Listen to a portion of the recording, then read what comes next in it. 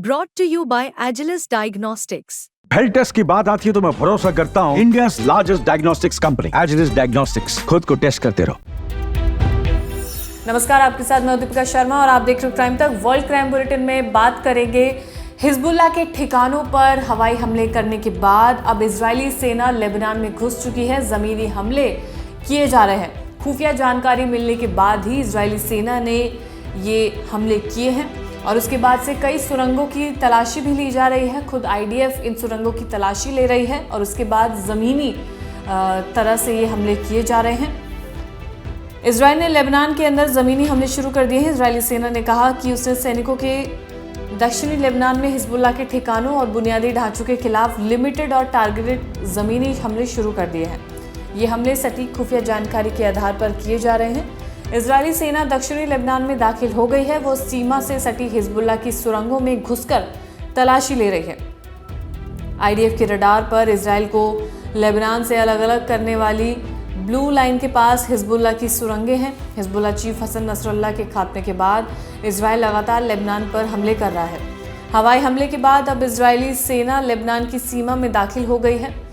Israeli defence force ने दक्षिणी Lebanon में हिजबुल्लाह के ठिकानों के खिलाफ लिमिटेड ग्राउंड ऑपरेशन शुरू कर दिया है और अब हिजबुल्लाह के ठिकानों और बुनियादी ढांचों पर इजरायली डिफेंस फोर्स ये हमले कर रही है। सुरंगों को भी खुद तलाशा जा रहा है और उसके बाद ये पूरे ज़मीनी हमले इजरायल डिफेंस फोर्स की तरफ से किए जा रहे हैं। और अगली बड़ी खबर, इजराइल लेबनान जंग के बीच में भारत के प्रधानमंत्री नरेंद्र मोदी ने इजराइल के प्रधानमंत्री बेंजामिन नेतन्याहू से फ़ोन पर बातचीत की। इसकी जानकारी खुद प्रधानमंत्री मोदी ने सोशल मीडिया के जरिए दी है।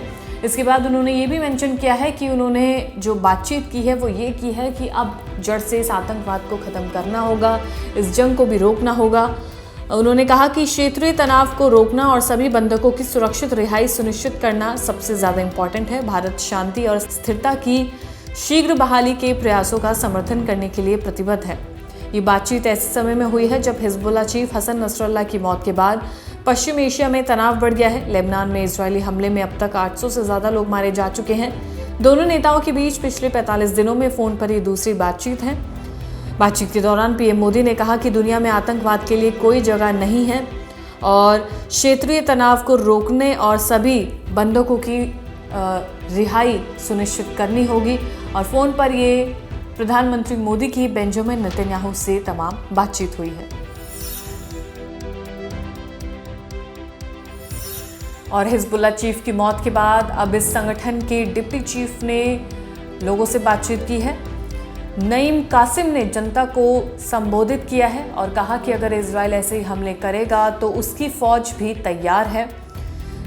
उसने कहा कि इजराइल अगर लेबनान में घुसपैठ करेगा तो हमारी फौज लड़ने को तैयार है। नसरल्लाह की मौत से हमारे प्लान में कोई बदलाव नहीं आया है।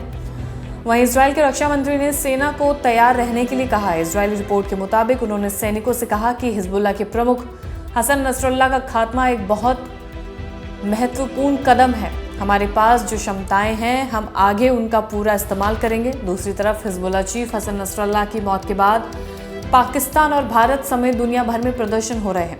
लखनऊ में रविवार रात शिया समुदाय के 10,000 लोग सड़कों पर उतर आए। लोगों ने 1 किलोमीटर तक कैंडल मार्च निकाला। प्रदर्शन में महिलाएं और बच्चे भी शामिल थे। इजराइल के प्रधानमंत्री बेंजामिन नेतन्याहू के पोस्टर्स जलाए गए और नारेबाजी की गई। शिया समुदाय ने 3 दिन शोक मनाने का ऐलान किया है। भारत में सुल्तानपुर और लखनऊ के अलावा रायपुर और कश्मीर में भी प्रदर्शन हुए हैं। यानी कि भारत में भी प्रदर्शन देखे जा रहे हैं और इसके अलावा पाकिस्तान में भी प्रदर्शन देखे जा रहे हैं। और इसके बाद से जब से नसरल्लाह का खात्मा इजरायल डिफेंस फोर्स ने किया है। हिजबुल्लाह का चीफ हसन नसरल्लाह की मौत 27 सितंबर को होती है, जहां पर बेरूत में इसके हेडक्वार्टर पर 80 टन बम से धमाका किया जाता है, हमला किया जाता है, जिसके बाद इसकी मौत हो जाती है। इजरायली हमले में हसन नसरल्लाह मारा जाता है और हसन नसरल्लाह के साथ साथ कई और इसके अधिकारी भी इसमें मारे जाते हैं। इनमें हिजबुल्लाह के दक्षिणी फ्रंट का कमांडर अली कराकी भी शामिल था। नसरल्लाह के मारे जाने के बाद हिजबुल्लाह के सेक्रेटरी जनरल यानी कि संगठन प्रमुख का अब पद खाली है। नसरल्लाह 1992 में संगठन का प्रमुख बना था। वो लेबनान में शिया आंदोलन के प्रमुख चेहरे में से एक था। 3 दशक तक हिजबुल्लाह का सबसे अहम चेहरा रहा। नसरल्लाह की मौत से संगठन को बड़ा झटका लगा है। नसरल्लाह और कराची के अलावा हिजबुल्लाह का टॉप मिलिट्री कमांडर फुआद शुक्र भी 30 जुलाई को मारा गया और एलीट कमांडो यूनिट का फाउंडर इब्राहिम अकील 20 सितंबर को भी मारा जा चुका है। ऐसे में बड़ा सवाल ये है कि अब हिजबुल्लाह का अगला चीफ कौन बनेगा। ये सबसे बड़ा सवाल है कि इस संगठन को अब कौन संभालेगा, इसकी कमान कौन संभालेगा, किसके हाथ में होगी इसकी कमान। हिजबुल्लाह की टॉप लीडरशिप के ज़्यादातर लोग मारे जा चुके हैं। अब इसके बाद 2 ही नाम बचे हैं जो नाम सामने आ रहे हैं। वो नाम है हाशिम सैफुद्दीन और दूसरा नाम है नई कासिम।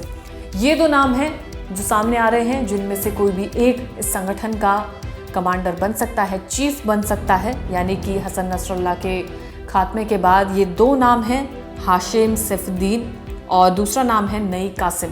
अब देखा जाएगा कि ये कौन, इन दोनों में से कौन इसका चीफ बनता है। और फिलहाल इस वर्ल्ड क्राइम बुलेटिन में इतना ही। ताज़ा खबरों के लिए आप देखते रहिए क्राइम तक।